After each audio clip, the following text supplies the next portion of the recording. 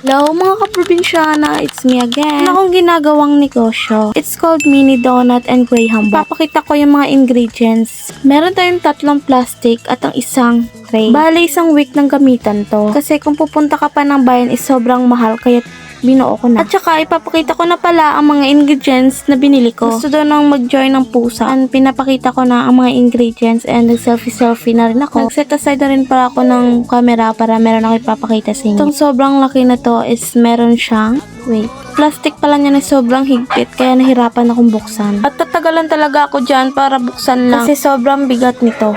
Buti na talaga mahaba yung pasensya ko. Kaya yun na nga kinat ko na lang para mabuksan. Ayan, nabuksan na. At ang una ipapakita ko sa inyo is itong lalagyan ng donut. Binili ko lang siya ng 20 pesos and takisama na rin yung pusa. Nakikitsoso kung anong binili ko. 3 pack pala niyan kaso ginamit ko ngayon. Super kulit talaga ng pusa namin dito. Ginamit ko yung isang pack niyan sa mini donut ngayon kasi may merong pasok. And bumili na rin ako ng 1 kilo ng asukal. Mahal na talagang asukal ngayon. And ito namang doren ay para sa Graham Ball. Kasi may dadating akong Graham Ball na 2 kilo. Kaya yung isa ginamit ko na and then tinali ko na lang para magamit pa. Super saya magnegosyo kasi wala lang. Kung wala kang pera may pagkukunan ka, diba? At bumili na pala ako ng calumet para lalo siyang umalsa. Para marami-rami na din magawa mong mini donut. So far malaki-malaki na rin yung tinutubo niya. And yung nasa plastic is 3 kilong harina. Hindi ko na siya ipalabas kasi nasa plastic na siya. Ito naman itong plastic na yellow ang bubuksan natin. Alam niyo ba guys, sobrang saya magnegosyo. Kasi kung sa bahay ka lang magnenegosyo ka, may mapapala ka, diba? Ito pala yung toppings na binili ko sa TikTok.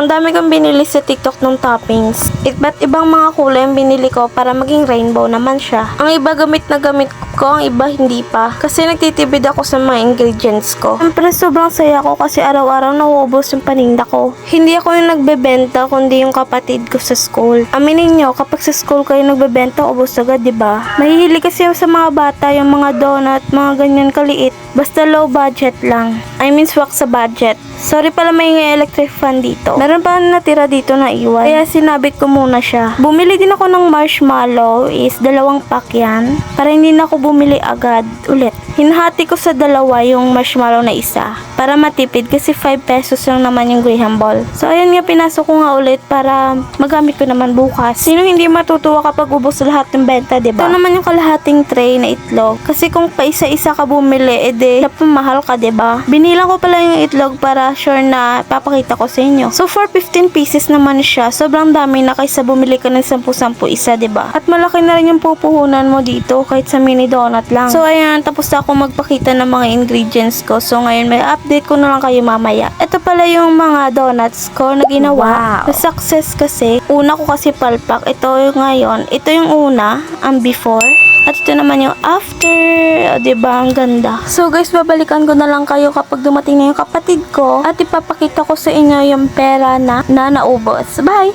So guys, ito na yung hinihintay natin na ubos ang ating Graham Ball and mini donut. Tuwang-tuwa ako kasi 500. Kada araw 500. So, ang iba hindi naman umabot ng 500. Mga 400 plus ganun. Pero okay na rin yan kasi naka 500 tayo ngayon. Pero okay na yan kasi nakakabawi na rin tayo in just one day. Kaya sobrang saya ko. Kasi Monday, ubos agad yung benta, diba? So, kinuha ko ulit yung 500 ko dyan is 1,000 na. Kaya ubos lahat ng benta ko. Kaya nga sabi nila, diba, hindi ka magkakapera kapag tutunganga ka lang. Dapat wise tayo kahit walang trabaho. Kahit magbenta ka lang ng mga maliit na negosyo. Yun lang guys, sa susunod naman.